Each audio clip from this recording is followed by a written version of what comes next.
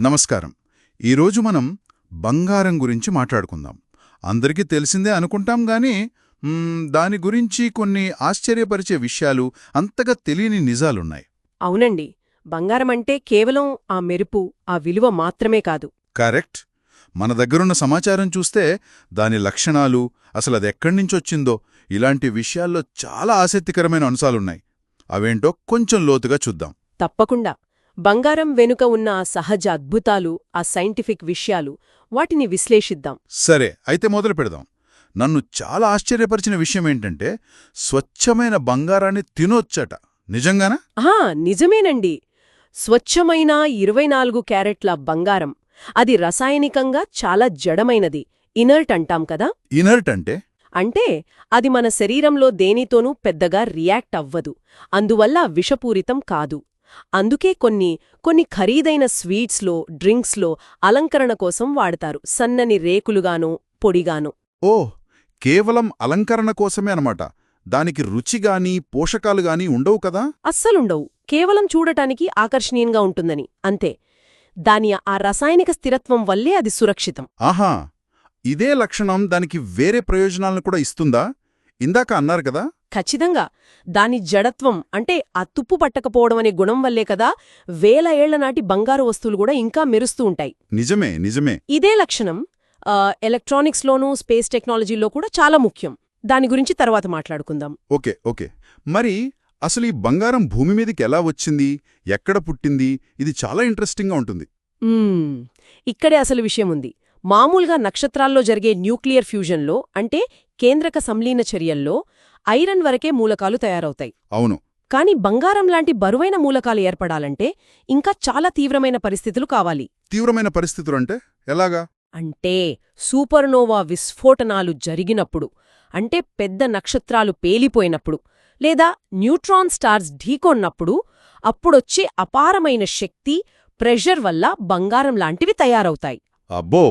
అలా విశ్వంలో పుట్టిన బంగారమే ఆ తర్వాత మన సౌర వ్యవస్థ, భూమి ఏర్పడే ప్రాసెస్లో ఇక్కడికి చేరిందన్నమాట. అంటే మన దగ్గరున్న బంగారమంతా నక్షత్రాల ధూళి అన్నమాట. భలే ఉంది. మరి భూమి మీద ఎంత బంగారం ఉంది? అంతరిక్షం నుంచి వచ్చింది గదా. భూమి ఏర్పడిన కొత్తలో చాలా వేడిగా, ద్రవంగా ఉన్నప్పుడు బంగారంలాంటి బరువైన లోహాలన్నీ భూమి సెంటర్కి, అంటే కోర్ వైపుకి మునిగిపోయాయి. భూమి కేంద్రకంలో వెళ్ళిపోయిందా? అవును. సైంటిస్టుల అంచనా ప్రకారం భూమి కోర్లో ఉన్న బంగారంతో మొత్తం భూమి సర్ఫేస్ని, అంటే ఉపరితలాన్ని దాదాపు 1.5 అడుగుల మందంతో కప్పేయొచ్చట. ఏంటి, 1.5 అడుగుల మందమా? నమ్మలేకపోతున్నాను. నిజమే. మనం ఇప్పుడు మైనింగ్ చేసి తీసేది అది ఉపరితలం దగ్గర ఉండిపోయిన చాలా చాలా కొద్ది భాగం మాత్రమే. అమ్మో, భూమి లోపల అంత బంగారం ఉందంటే ఆశ్చర్యమే. సరే, మరి మనం వాడుకునే బంగారం లక్షణాల గురించి మాట్లాడుకుందాం. దాని సాగే గుణం అంటారు కదా. అవును. బంగారం మలయబిలిటీ చాలా ఎక్కువ. అంటే దాన్ని ఎంత పల్చగా అయినా సాగదీయొచ్చు. 1 గ్రాము బంగారాన్ని సుత్తితో కొట్టి దాదాపు 1 చదరపు మీటర్ ఏరియాలో షీట్లాగా మార్చొచ్చు, అంత పల్చగా. 1 గ్రాముతో 1 చదరపు మీటరా? అందుకేనా ఆ గోల్డ్ లీఫ్, బంగారు ఆకు అంత పల్చగా గాలికే ఎగిరేలా ఉంటుంది? సరిగ్గా చెప్పారు. అలాగే దాని సన్నని తీగలా కూడా లాగొచ్చు, డక్టిలిటీ. అందుకే కదా నగలు చేయడానికి అంతనువుగా ఉంటుంది. నిజమే. మరి దాని మన్నిక? ఇందాక అన్నారు కదా తుప్పు పట్టదని. అవును. బంగారం రసాయనికంగా స్టేబుల్. గాలి, నీరు, యాసిడ్స్ వీటితో అంత త్వరగా రియాక్ట్ అవ్వదు. అందుకే అది తుప్పు పట్టదు, రంగు మారదు, కాలక్రమేణా పాడవ్వదు. అందుకే వేల ఏళ్లనాటి వస్తువులు కూడా ఈ శాశ్వతత్వమే దానికంత విలువనిచ్చింది కూడా. కరెక్ట్. చరిత్రలో కూడా దాని విలువ స్థిరంగా ఉండడం చూస్తాం. ఇప్పుడు మరో విచిత్రమైన విషయం. మన శరీరంలో కూడా బంగారం ఉంటుందట. ఇది ఎంతవరకు నిజం?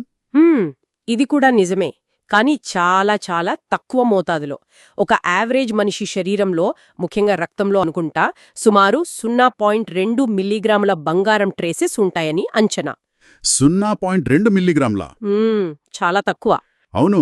మరి దీనికి శరీరంలో ఏదైనా ప్రత్యేకమైన ఫంక్షన్ ఉందా అనేది ఇంకా స్పష్టంగా తెలీదు. బహుశా మనం తీసుకునే ఆహారం, నీళ్ల ద్వారా మన శరీరంలోకి చేరుతుందేమో. మన శరీరంలో కూడా బంగారం ఉందంటే భలే విచిత్రంగా ఉంది. శరీరం నుంచి అంతరిక్షం దాకా ఎక్కడైనా బంగారమే అన్నమాట. అంతరిక్ష టెక్నాలజీలో కూడా దీని వాడకం చాలా ఎక్కువట కదా, దాని రిఫ్లెక్షన్ ప్రాపర్టీ వల్ల అంటారు.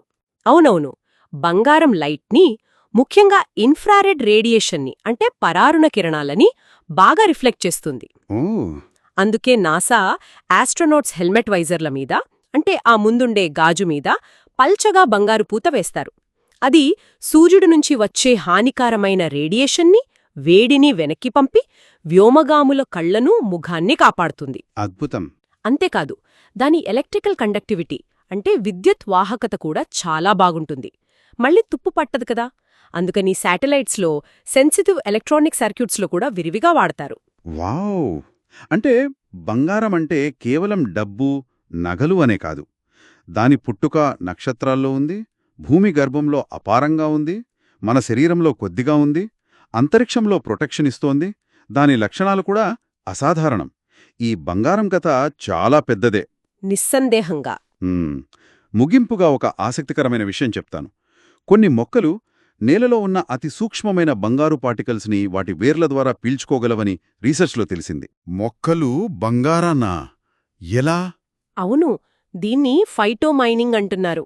అంటే భవిష్యత్తులో మొక్కల్ని పెంచి, వాటిని ప్రాసెస్ చేసి, వాటి నుంచి బంగారం సేకరించే పద్ధతులేమైనా వస్తాయేమో చూడాలి.